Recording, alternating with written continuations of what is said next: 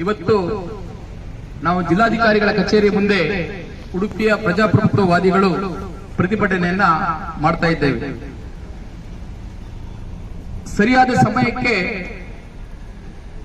ಸರಿಯಾದ ಕಾರಣವನ್ನ ಹಿಡ್ಕೊಂಡು ನಮ್ಮ ಕರ್ತವ್ಯವನ್ನ ಈ ಸಂದರ್ಭದಲ್ಲಿ ನಿರ್ವಹಿಸಲಿಕ್ಕೆ ಬಂದ ನನ್ನೆಲ್ಲ ಸಂಗಾತಿಗಳಿಗೆ ನಾನು ಆರಂಭದಲ್ಲಿ ಅಭಿನಂದನೆ ಮತ್ತು ಧನ್ಯವಾದಗಳನ್ನ ಸಲ್ಲಿಸಲಿಕ್ಕೆ ಬಯಸ್ತಾ ಇದ್ದೇನೆ.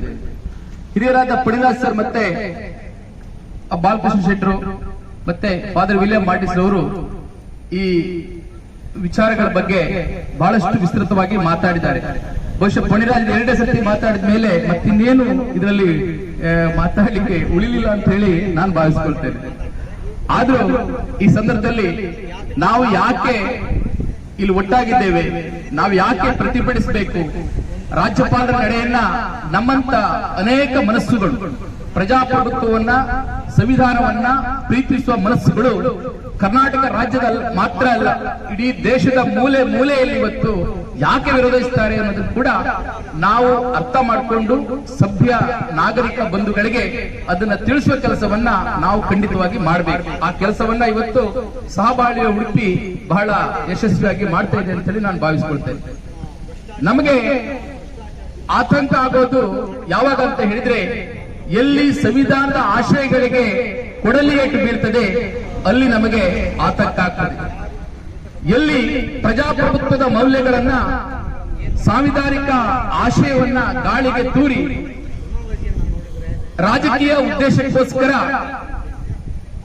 ಸಂವಿಧಾನಬದ್ಧವಾದ ಒಂದು ಸಂಸ್ಥೆ ಷಡ್ಯಂತ್ರವನ್ನ ಮಾಡಿ ಕಾರ್ಯನಿರ್ವಹಿಸುತ್ತದೆ, ಆಗ ನಾವೆಲ್ಲ ತುಂಬಾ ಆತಂಕಕ್ಕೆ ದೂಡಲ್ಪಡ್ತೇವೆ. ನಾವಷ್ಟೇ ಅಲ್ಲ, ಈಗಾಗಲೇ ನಾನು ಮತ್ತೆ ಹೇಳ್ತೇನೆ, ಯಾರೆಲ್ಲ ಪ್ರಜಾಪ್ರಭುತ್ವವನ್ನು ಪ್ರೀತಿಸ್ತಾರೆ, ಸಂವಿಧಾನವನ್ನ ಒಪ್ಕೊಳ್ತಾರೆ, ಆ ಎಲ್ಲ ಮನಸ್ಸುಗಳು ಕೂಡ ಇಂಥ ಒಂದು ಪ್ರಕ್ರಿಯೆ ನಡೆದಾಗ ಆತಂಕ ಆಗೋದು, ಆತಂಕಗೊಳ್ಳೋದು, ಭಯಗೊಳ್ಳೋದು, ಫ್ರಸ್ಟ್ರೇಟ್ಗೊಳ್ಳೋದು, ಸಿಟ್ಟು ಬರೋದು ಸಹಜ. ಕೆಲವರು ಪಾಪ ಈ ರೀತಿಯ ಭಾವನೆಗಳಿದ್ರೂ ಕೂಡ ನಮ್ಮ ಹಾಗೆ ಬೀದಿಗೆ ಬಂದು ಪ್ರತಿಭಟಿಸೋದಿಲ್ಲ ಬಹಿರಂಗವಾಗಿ. ಅದಕ್ಕೆ ಅನೇಕ ಕಾರಣಗಳಿರಬಹುದು. ನಾವು ಉಡುಪಿಯಲ್ಲಿ ಇದೊಂದು ಪ್ರಕರಣ ಅಂತಲ್ಲ, ಯಾವಾಗ ಈ ರೀತಿಯ ಸಂವಿಧಾನ ಆಶಯಗಳಿಗೆ ಮೌಲ್ಯಗಳಿಗೆ ಧಕ್ಕೆ ಬಂದಿದೆಯೋ, ಸಂವಿಧಾನವನ್ನ ತಿರುಚುವ ಪ್ರಯತ್ನ ಆಗಿದೆಯೋ, ಪ್ರಜಾಪ್ರಭುತ್ವಕ್ಕೆ ಅಪಾಯ ಬಂದಿದೆ ಅಂತ ಒಂದು ವಾತಾವರಣ ನಿರ್ಮಾಣ ಆಗ್ತದೋ, ಆಗೆಲ್ಲ ನಾವು ಇದೇ ರೀತಿ ಬೀದಿಗೆ ಬಿದ್ದು ಪ್ರತಿಭಟನೆಯನ್ನ ಮಾಡೋದನ್ನ ನಾನು ಈ ಸಂದರ್ಭದಲ್ಲಿ ನೆನಪು ಮಾಡ್ಕೊಳ್ತೇನೆ.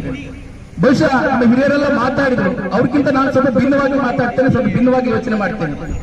ಏನಪ್ಪಾ ಅಂತ ಹೇಳಿದ್ರೆ, ನಾನೊಂದು ಆರಂಭದಲ್ಲಿ ಸ್ಪಷ್ಟಪಡಿಸ್ತೇನೆ, ಇದಕ್ಕೆ ಕಾಂಗ್ರೆಸ್ ಪಕ್ಷಕ್ಕೆ ಸಪೋರ್ಟ್ ಆಗಿ ಖಂಡಿತ ನಾನಂತೂ ಈ ಪ್ರತಿಭಟನೆಗೆ ಬಂದಿಲ್ಲ. ಇವತ್ತು ಈ ರಾಜ್ಯದ ಮುಖ್ಯಮಂತ್ರಿಗಳಾದ ಸಿದ್ದರಾಮಯ್ಯನವರ ಮೇಲೆ ವೈಯಕ್ತಿಕವಾಗಿ ಅವರೊಬ್ಬ ಸಾಮಾಜಿಕ ನ್ಯಾಯದ ಹರಿಕಾರ ಅಂತ ಹೇಳಿ, ಪ್ರಜಾಪ್ರಭುತ್ವದ ದೊಡ್ಡ ಪ್ರತಿಪಾದಕ ಅಂತ ಹೇಳಿ, ಡಾಕ್ಟರ್ ಬಾಬಾ ಸಾಹೇಬ್ ಅಂಬೇಡ್ಕರ್ ಅವರ ದೊಡ್ಡ ಅಭಿಮಾನಿ ಮತ್ತು ಅವರ ಫಾಲೋವರ್ ಅಂತ ಕಾರಣಕ್ಕೆ ಅವ್ರ ಬಗ್ಗೆ ನನಗೆ ಅಭಿಮಾನ ಇದೆ.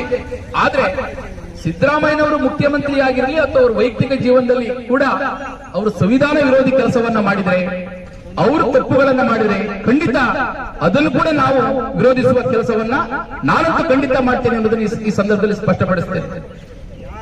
ಇವತ್ತು ಏನಪ್ಪಾ ನಡೆದಿದೆ ಅಂತ ಹೇಳಿದ್ರೆ, ಒಬ್ಬ ರಾಜ್ಯಪಾಲರು ತಾವರ್ ಚಂದ್ ಗೆಹ್ಲೋಟ್ ಅವರು ಹೇಳಿ ಕೇಳಿ ಒಬ್ಬ ಶೋಷಿತ ಸಮುದಾಯಕ್ಕೆ ಸೇರಿದವರು, ಕೇಂದ್ರ ಸರ್ಕಾರದಲ್ಲಿ ಸುದೀರ್ಘ ವರ್ಷಗಳ ಕಾಲ ಸಾಮಾಜಿಕ ಸಬಲೀಕರಣ ಖಾತೆಯನ್ನ ನಿಭಾಯಿಸಿದಂತವರು, ಸಂವಿಧಾನದ ಮೌಲ್ಯಗಳಿರ್ಬೋದು, ಸಾಮಾಜಿಕ ನ್ಯಾಯದ ಪರಿಕಲ್ಪನೆ ಇರಬಹುದು, ಪ್ರಜಾಪ್ರಭುತ್ವದ ಗಣತಂತ್ರದ ವ್ಯವಸ್ಥೆ ಇರಬಹುದು, ಇದ್ರ ಬಗ್ಗೆ ಎಲ್ಲ ಅವರಿಗೆ ಆಳವಾದ ಜ್ಞಾನ ಇದೆ ಅಂತ ಹೇಳಿ ನಾನಂತೂ ತಿಳ್ಕೊಂಡಿದ್ದೇನೆ, ಒಪ್ಕೊಳ್ತೇನೆ.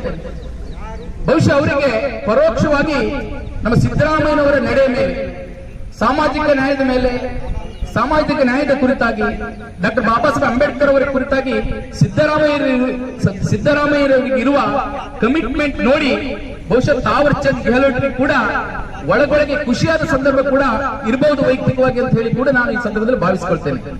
ಆದ್ರೆ ಇವತ್ತು ಈ ದೇಶವನ್ನು ಆಳುವ ಫ್ಯಾಸಿಸ್ಟ್ ಶಕ್ತಿಗಳು, ಸಂವಿಧಾನ ವಿರೋಧಿ ಶಕ್ತಿಗಳು, ಮನುವಾದಿ ಮನಸ್ಸುಗಳು, ಒಬ್ಬ ಶೋಷಿತ ಸಮುದಾಯಕ್ಕೆ ಸೇರಿದ ನಮ್ಮ ತಾವರ್ ಚಂದ್ ಗೆಹ್ಲೋಟ್ ಅವರನ್ನ ಮುಂದಿಟ್ಟುಕೊಂಡು ಮತ್ತೊಬ್ಬ ಶೋಷಿತ ಸಮುದಾಯದ ನಾಯಕ ಸಿದ್ದರಾಮಯ್ಯನವರನ್ನ ಹಡಿಯುವ ಕೆಲಸವನ್ನ ಮಾಡ್ತಾ ಇದ್ದಾರೆ. ನಾನು ಹಿಂದೆ ಅನೇಕ ಸಂದರ್ಭದಲ್ಲಿ ಹೇಳಿದ್ದೇನೆ, ಇವತ್ತು ಕೂಡ ಮತ್ತೆ ಅದನ್ನೇ ಹೇಳ್ತಾ ಇದ್ದೇನೆ. ಮುಂದೊಂದು ದಿನ ಈ ಸಂವಿಧಾನಕ್ಕೆ ಏನಾದರೂ ಸಂಚಕಾರ ಬಂದ್ರೆ, ಈ ದೇಶದಲ್ಲಿ ಸಾಮಾಜಿಕ ನ್ಯಾಯದ ವ್ಯವಸ್ಥೆಗೆ ಸಂಚಕಾರ ಬರೋದಿದ್ರೆ, ಈ ಬಿಜೆಪಿ RS ಜನ ಬಹುಶಃ ನಮ್ಮ ಜನಗಳ ಕೈಯಿಂದಲೇ ಅದನ್ನು ಮಾಡಿಸ್ತಾರೆ ಎನ್ನುವ ಮಾತನ್ನ ನಾನು ಹಿಂದೆ ಕೂಡ ಹೇಳಿದ್ದೆ. ಅದು ಇವತ್ತು ಸ್ವಲ್ಪ ಸತ್ಯ ಆಗ್ತಾ ಬರ್ತಾ ಇದೆ. ಇದರಲ್ಲಿ ನಮ್ಗೆ ಆಶ್ಚರ್ಯ ಆಗೋದಂತ ಹೇಳಿದ್ರೆ, ಇಡೀ ಪ್ರಕರಣದಲ್ಲಿ ಈ ಪ್ರಕರಣ 1983ರಿಂದ ಆರಂಭ ಆಗ್ತದೆ.